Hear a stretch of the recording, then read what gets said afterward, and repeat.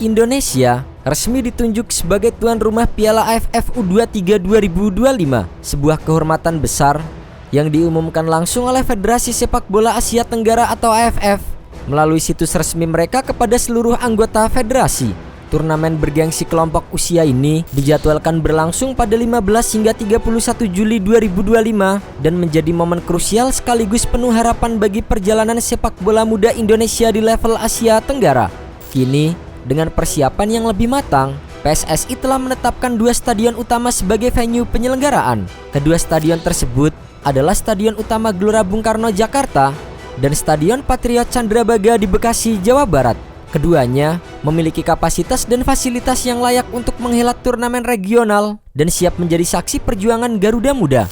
Piala AFF U23 sendiri telah digelar sebanyak 4 kali sejak pertama kali diperkenalkan pada tahun 2005 lalu. Dalam perjalanannya, Vietnam menjadi negara tersukses dengan 2 gelar juara yang diraih secara beruntun pada edisi 2022 dan 2023. Sementara itu, Indonesia dan Thailand masing-masing telah mencatatkan 1 gelar juara dengan Indonesia meraihnya pada edisi 2019. Saat itu, Garuda Muda tampil luar biasa di Kamboja di bawah asuhan pelatih Indra Safri dan berhasil menundukkan Thailand dengan skor 2-1 di partai final. Gelar tersebut menjadi tonggak sejarah bagi sepak bola usia muda Indonesia, sekaligus menunjukkan potensi besar para pemain muda yang kini banyak menghiasi skuad senior.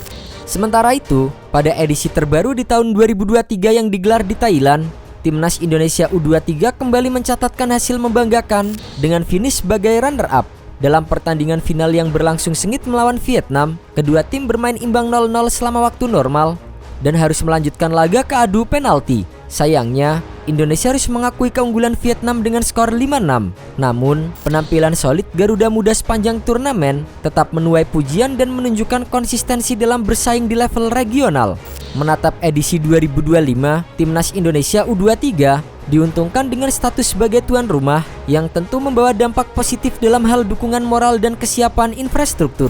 Lebih dari sekedar persaingan di atas lapangan, Piala AFF U23 2025 akan menjadi ajang pembuktian generasi muda Indonesia sekaligus momentum emas untuk menanamkan mental juara dalam diri para pemain sebelum melangkah ke level yang lebih tinggi.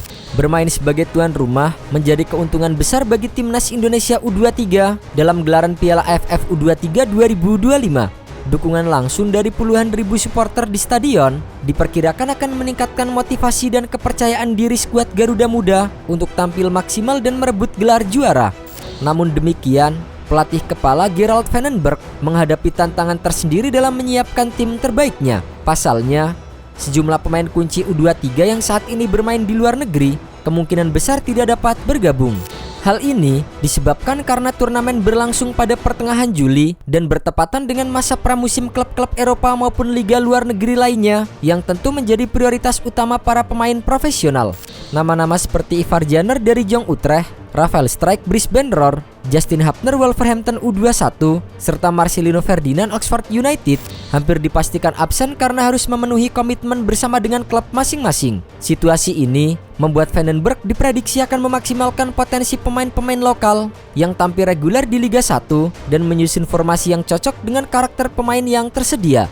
Salah satu opsi taktik yang disinyalir akan digunakan adalah formasi 3-4-1-2 yang menekankan fleksibilitas, kekompakan lini tengah, dan serangan cepat dari kedua sisi lapangan.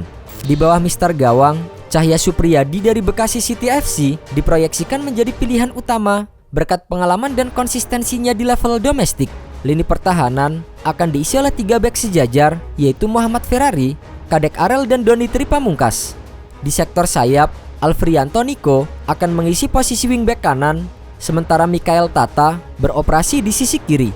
Untuk sektor tengah, 2 gelandang energik yaitu Arkan Fikri dan Rivaldo Pakpahan akan menjadi motor permainan sekaligus penghubung antar lini belakang dan lini depan.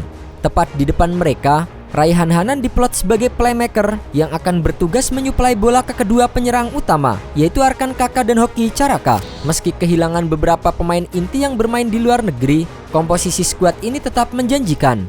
Dengan pengalaman di kompetisi domestik dan atmosfer kandang yang mendukung, Timnas Indonesia U23 memiliki peluang besar untuk tampil kompetitif dan mengulang kesuksesan seperti di edisi 2019. Kekuatan kolektivitas, semangat juang dan peran pelatih yang matang akan menjadi kunci utama dalam perjalanan Garuda Muda di Piala AFF U23 2025 mendatang.